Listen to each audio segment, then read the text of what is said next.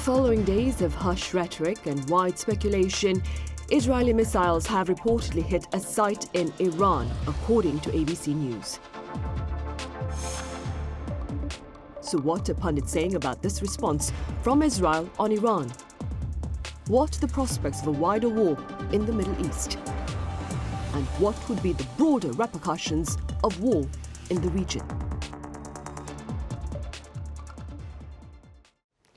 Hello and welcome. You're watching Issues and Insiders for this Friday, April 19th here in South Korea. I'm Min Sunhee. Today we address heightened concerns over stability in the Middle East. And for this, I have Dr. Aidan Hehir at the University of Westminster live on the line. Dr. Hehir, it's a pleasure to have you with us. Good morning. It's good to be back. I also have Dr. Ban Kil Joo at Korea University live on the line as well. Dr. Ban, welcome back. Good afternoon. I'm pleased to be here. Right, Dr. Hehir, according to ABC News, Israeli missiles have hit a site in Iran. Now, details are lacking, but against that backdrop, what are your thoughts on Israel's decision to retaliate? Well, it's not clear yet what exactly has happened. It's the United States has said that Israel carried out these attacks and that Israel warned the US on Thursday that it was going to carry out the attacks. Iran has claimed that the air defenses were activated, but that there wasn't any direct impact or explosion. But it certainly does seem to be the case that there was some form of attack by Israel against Iran. And it looks as though it was an attack on Isfahan, which is many people would regard as the center of Iran's nuclear program in terms of your training and research.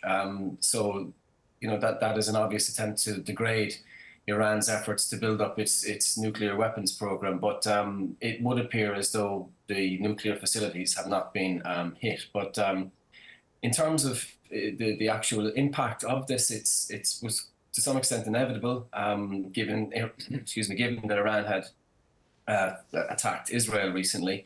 But it just shows how reckless the Israeli government is at the moment.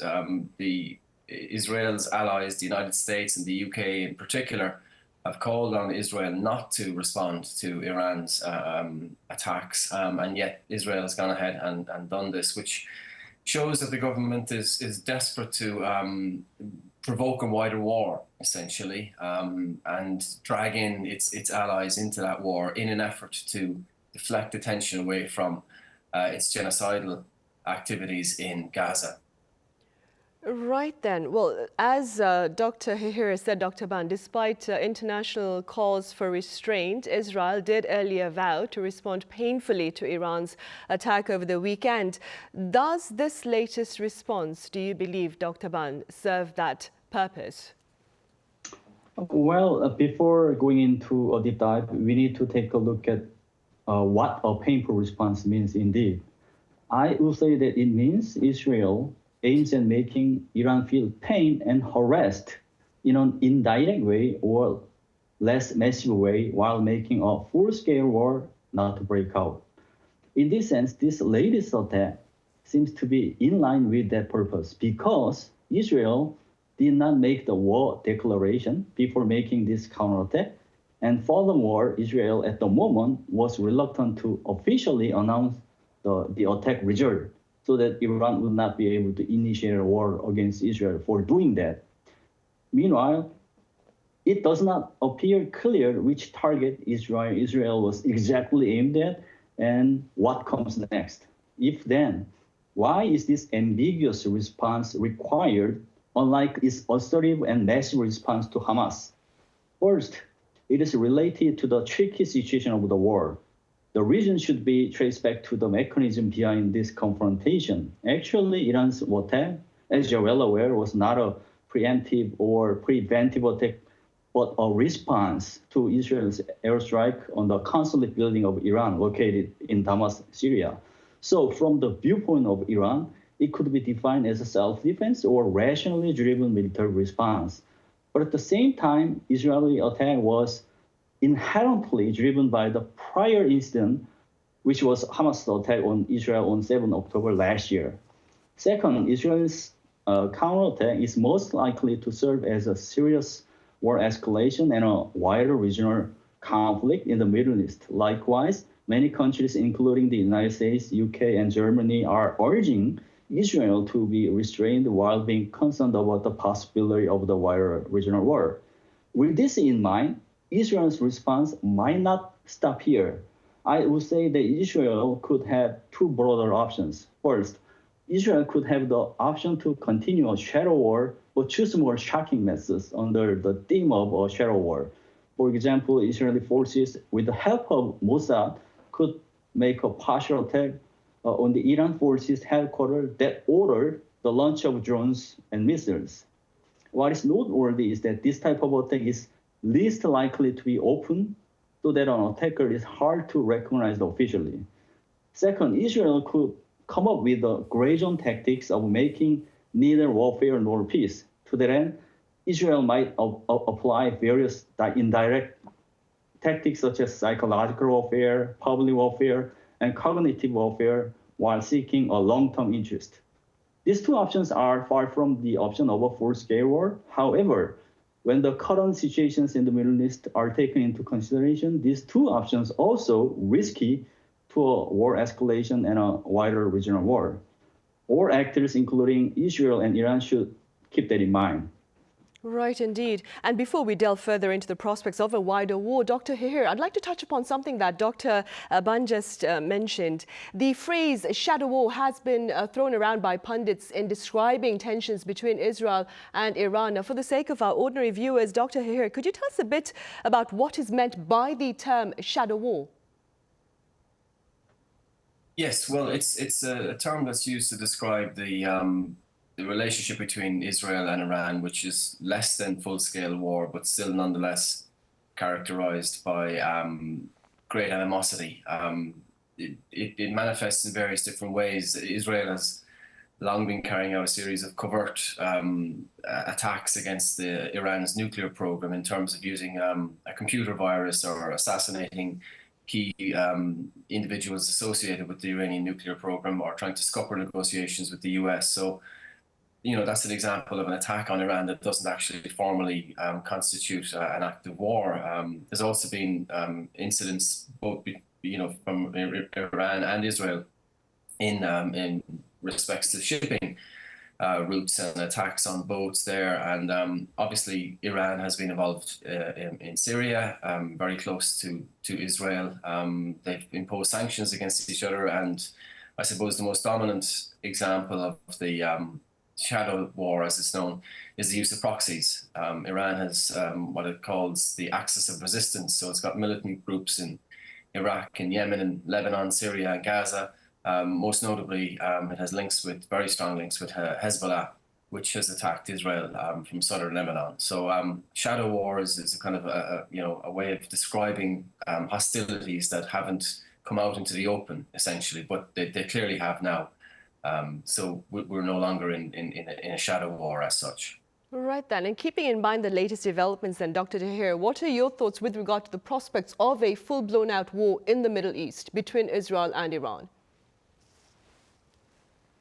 I think it's close to happening for sure. Again, it goes back to what I said earlier about the nature of the Israeli government.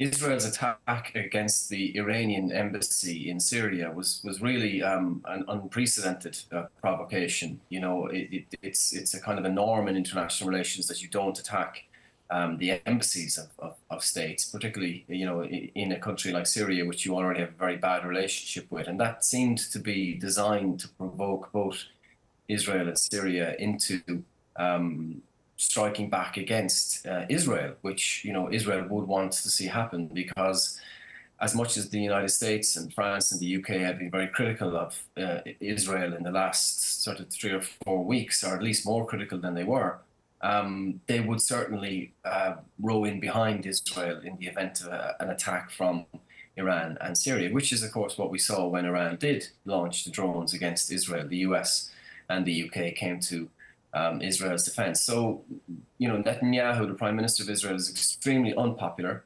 And I think he knows that he's losing the war in Gaza, essentially, and now wants to widen it out into a regional conflict in the hope that will deflect attention away from his own failings. I don't believe the West wants a regional war. It would distract from the efforts in Ukraine. There were also, elections in the US and the UK this year, which, nobody wants a war in the run-up to an election. And obviously there would be the impact that a war would have on the global economy, not least the situation with respects to oil. And even in the Middle East itself, I think that there are a number of countries there that would be reluctant to become embroiled in this situation. You tend to have on one side countries like Saudi Arabia, Jordan, and the UAE that are much more pro-Western, and on the other side you have Syria and Iran and the proxies that are associated with them. But I think all the main countries involved would be very reluctant to actually engage in a full-scale regional war because of the impact that would have on their economy and the price of oil, etc. So there is still that disincentive, but there are many ways in which you could imagine it happening if the proxies involved escalated the situation. There's Iraqi armed groups have attacked the US military assets in Iraq and Syria in the last few months. And obviously Hezbollah is active in the Israel-Lebanese border. So, a small act by one of these groups like the Houthis could trigger a regional war, and it's certainly something that Israel wants. Right then. Dr. Ban, as Dr. Hehir has mentioned, the consequences, the repercussions, that is, of a wider war would be very grave. That in mind, what would be the immediate implications of war in the Middle East for South Korea? Well, if this confrontation turns into a wider regional conflict, its implications significant in many ways, including economy, politics, and security, not only for the Korean Peninsula, but globally, basically. First of all, it is expected to pose a greater challenge to the global economy. As you are well aware, the Middle East serves as a center for oil production because major oil producers are located in the region. So wider regional war will hinder these countries from their oil producing activities. The ripple effect following this lack of oil production is serious globally. A lack of oil is most likely to lead to a spike in energy prices in the world. To top it up, as a wider regional war turns out to be blocked sea lines of communications, which is very, very important for South Korea's economy. Global supply chains would be stumbling globally. Second, international politics and cooperation would be challenged as well. As of right now, international society is not fully functional to mitigate conflicts or resolve these issues diplomatically. For example, the UN Security Council has come to a standstill as some P5 members acting as revisionists like Russia take advantage of their veto power. The wider regional war is most likely to make the world more divided, posing a greater challenge to global cooperation, which is bad for South Korea's global, the arena-based strategy. Third, international and regional security will be more challenged. For example, a wider regional conflict will distract the Russia-Ukraine war. While taking advantage of this distraction, Russia will be more provocative and offensive in an effort to seize the initiative of winning war. North Korea could be more provocative as well in order to increase its negotiation power and seize the initiative of the Korean Peninsula. So all in all, a wider regional conflict is most likely to drive butterfly effects across the board as well as the Korean Peninsula. Right then, Dr. Hehir, keeping in mind what Dr. Ban has just said, there are analysts like Dr. Ban who claim that armed confrontation between Israel and Iran would have very strong ripple effects for Russia's military offensive against Ukraine. What do you say? Yes, I think it would have an impact on the situation, the war between Russia and Ukraine. You could look at it on one level and say that, Iran supplies Russia with a lot of weapons, and it helps to sell Russian oil. It helps it to work around the sanctions regime. And that if Iran became embroiled in a regional war, then its capacity to sell weapons to Russia and its willingness to supply Russian oil around the world might be lessened. Iran would also ask for Russian support in a regional war. which Russia may not be able to provide. So there are some grounds for saying that this would be a development that Russia may not particularly welcome itself. But I think, as my colleague said there, I think ultimately it would be good for Russia. You know, there are some disadvantages, but it would certainly, the primary impact of this would be that it would divert military assistance away from Ukraine towards Israel. And it would also potentially expose a divide, a fissure within the West with respects to its stance on Israel. Ukraine was invaded by Russia. There was an obvious act of aggression. So the aggressor was clear, it was Russia. In the situation between Israel and the Palestinians, Israel is the aggressor. You know, any objective analyst would say that Israel's behavior is illegal and is immoral, that it is genocidal.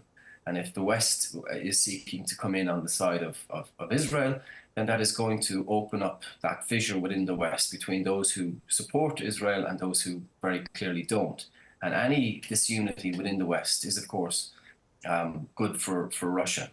So I think ultimately they would welcome a regional conflict, though they would be not as able to become directly involved in it after the invasion of Ukraine as they would have been beforehand. If you think of the way Russia got involved in the conflict in Syria from around 2014 on, it was very directly involved in that situation. I don't think Russia would be as directly involved in any regional conflict if it broke out between Iran and Israel, but it would certainly, as I say, help its war effort in the Ukraine.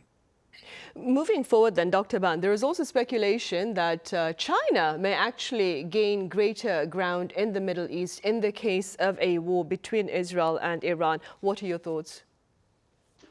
To be honest, China engaged in a strategy to achieve the aim of becoming a maximized great power in the world through, first, its own military modernization, second, its led coalition with like-minded countries, and third, its upgraded role for mediation. The situation in the Middle East serves as a golden opportunity for Beijing to use the last third measure to gain more ground strategically. China is eager to act as a broker in the confrontation between South Korea and North Korea because it helps gain more ground internationally as well as regionally. Similarly, last year, China attempted to play a broker role in normalizing the relationship between Saudi Arabia and Iran. Furthermore, in April last year, China made an effort to mitigate the tension between Israel and Palestine through this broker's role. In this line of effort, China could be thinking of this great potential as of right now. In short, China's mediating role has something to do with great power competition in international politics in the sense that this role contributes to gaining greater ground, as you noted earlier. Meanwhile, if China were to succeed in its broker's role, its position should not be cited. However, China has a tendency to be more sided on Iran and Palestine than Israel. So it remains to be seen whether China's mediating role turns out to be effective tactically as well as strategically. Right then, Dr. Hehir, last weekend, Iran is said to have fired over 300 drones and missiles towards Israel. Now, Israeli authorities, for their part, claim they were able to intercept 99% of the incoming barrage. All this being said, what does it tell us about the defense mechanism of Israel and its allies, namely, of course, the US? And do you suppose this latest event will perhaps keep North Korea in check? Yeah, I think it's important to note that the Iranian attack was a show of strength rather than one with a clear military objective. I don't believe that they actually imagined that this attack was going to be a huge success. So it's difficult to judge the air defenses because they haven't been, really tested just yet. But certainly the air defense system appeared to work very well. And I think a notable feature of that as well was the fact that not only did the US and the UK help Israel in repelling that attack, but Saudi Arabia and the United Arab Emirates shared intelligence with Israel prior to the attack, and Jordan was actually involved in shooting down some of the drones. So again, you can see an emergence within the Middle East there of a number of countries who are, very keen to be still part of the kind of the Western sphere, if you will. But the popularity of that stance within those countries, within Saudi Arabia, within Jordan, within the UAE, I think is quite low. I think most people in the Middle East are very, very hostile towards Israel, not least because of what it's been doing to the Palestinians. In terms of North Korea, I think I don't believe that North Korea is intending on attacking South Korea. Obviously, there's been an escalation in the rhetoric and actions of late. North Korea removed a commitment in its constitution to seek peaceful reunification with South Korea, and is developing new weapons and strengthening its ties with Russia. So those things are clearly somewhat ominous, but North Korea, I think, would be an act of suicide to attack South Korea. I can't imagine they would actually want to do that, and they use their weapons program, particularly obviously the nuclear weapons, as a means to gain leverage in negotiations. So that's really the purpose of them. It's not to actually use them against South Korea. But I think finally, one thing that is worth noting is that both Israel and South Korea are, heavily dependent on U.S. support. And given the choice in the forthcoming election, you have the prospect of a very weak Joe Biden being re-elected, or Donald Trump being re-elected, who is obviously unhinged. So if you're dependent on U.S. military support, and these are the two people who could lead the United States going forward, it's obviously quite an ominous prospect. Right, and staying with that then, Dr. Ban, what are your thoughts with regard to Korea, the prospects of war here on the Korean Peninsula, and Korea's fate upon a change in leadership over in the U.S.? Well, it's a very tricky issue, but in order for us not to make this stumbling platform, we need to make those platforms institutionalized, like NCG should be institutionalized, and ROP, US-Japan security architecture should be institutionalized as well as operationalized. So in order for those type of situation not to be happening, there's a lot to do. I could say that at the moment, because the certain unexpected variable did not happen yet. Right. Dr. Hehir, one very short question. Speaking as a scholar, do you suppose the world has become more prone to conflict, to warfare? Very briefly speaking. Yes, statistically, it's just true that there has been more war and deaths from war in the last 10 years, and certainly there's a number of indicators internationally that things are very much heading in the wrong direction. We now live in a world that would be described as multipolar. There are a number of big powers, emerging powers. We used to live in a unipolar world order, and a multipolar world order is one that is inherently more dangerous. There is much more scope for strategic miscalculation. And it's the kind of world that existed prior to the First World War, where you had, again, a number of big powers vying for power at that particular juncture. But I would say that there are a couple of things that would still limit the scope for a world war. Number one, obviously, is nuclear weapons. Nuclear weapons didn't exist in 1914, so they didn't stop major powers using force against each other back then, but they certainly do today. The global economy wasn't as integrated in 1914 as it is today. Again, states don't want to, negatively impact on their economic status by engaging in war, which would clearly disrupt trade. And there is international institutions today which do act as buffers that didn't exist in 1914. So I think that the prospect of full-scale war is highly unlikely. But it's obviously a potential, and one thing that the West could do to limit the possibility of that would be to stop supporting Israel. I think that's very, very important to reiterate that this is having a hugely negative impact on the West's standing internationally. To support a regime that's actively involved in genocide is not just immoral, it is illegal, and it is a huge strategic miscalculation, and it is one of the ways in which Western power and prestige will simply drain away if they continue to blindly support a regime that is effectively soaked in blood.